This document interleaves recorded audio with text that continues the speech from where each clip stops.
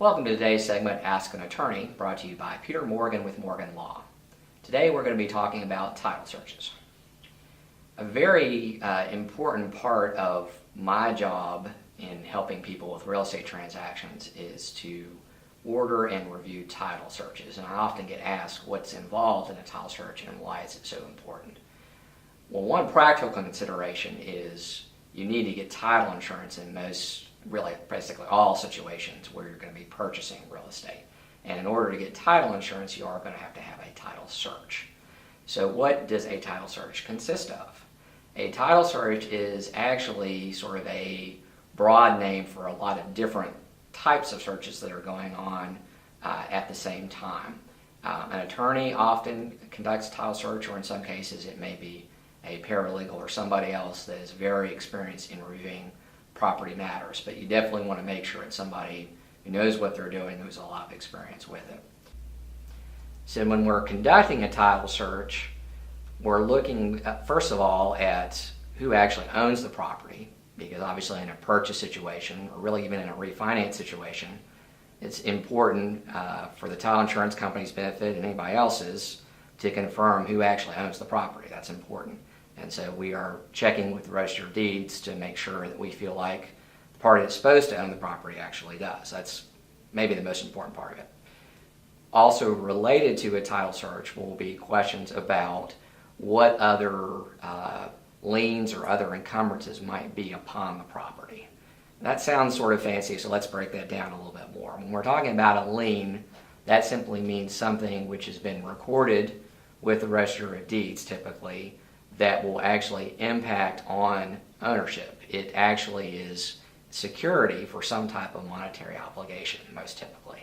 So examples of liens might be a tax lien, an IRS lien, something where somebody's failed to pay their taxes and as a result the government entity that's owed the money has put a lien on the property. That's an example.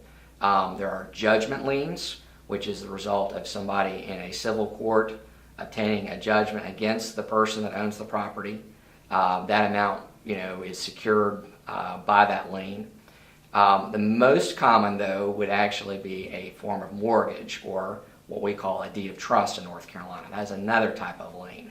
And that is actually, of course, to secure that collateral for that mortgage lender. So as long as the owner still has to pay that mortgage off, that mortgage lien is going to remain in place. While we're on the subject of liens, I can also mention a couple other that would be less common but still important to note. One of those is mechanics liens, which are actually liens filed by people who have furnished labor or materials, supplies to the property, usually as part of some renovation or maybe even when the house was built. So those definitely need to be noted and addressed. Even less common probably than mechanics liens would be what we call municipal liens. Usually here in Mecklenburg County, that's going to be the city of Charlotte. That would normally be a situation where the property owner has failed to take care of the property and the city actually had to come in and mow their grass, for example. Believe it or not, the city has the statutory right to lien an owner's property if they take such bad care of it that the city has to step in.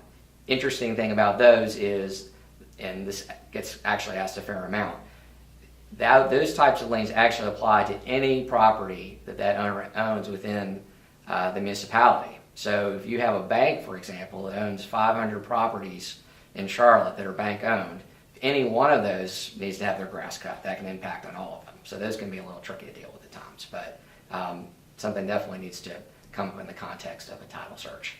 So in addition to ownership and liens, we are making sure taxes have been paid, regardless of whether there's a lien or not. That's often a question that comes up. And then also usually trying to verify, is this going to be a property in which there may be restrictions, and that would be, for example, a condominium would want to note restrictions, and then also are there any type of homeowners association dues, are there homeowners association restrictions, because it might be, for example, a newer community that's a planned unit development. The title search, the purpose of that is not really to go into a lot of detail about what those restrictions are, and so I always caution people, if you have particular questions about that, let your attorney know, because that is not actually something we're going to be looking at in any great detail as part of a normal closing.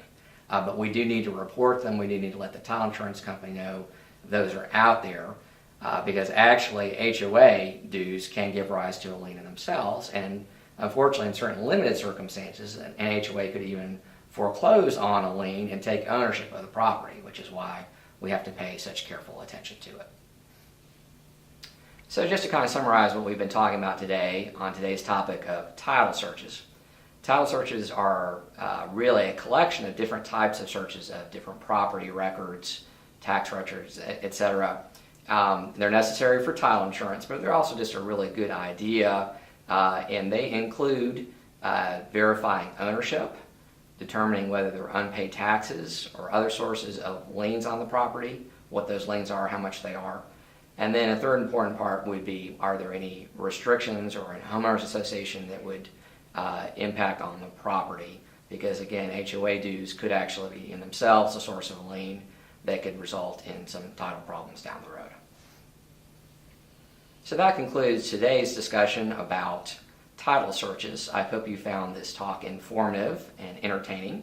And for more information, I'd certainly love for you to consult my website listed below, or you can check out the contact information at the conclusion of this video.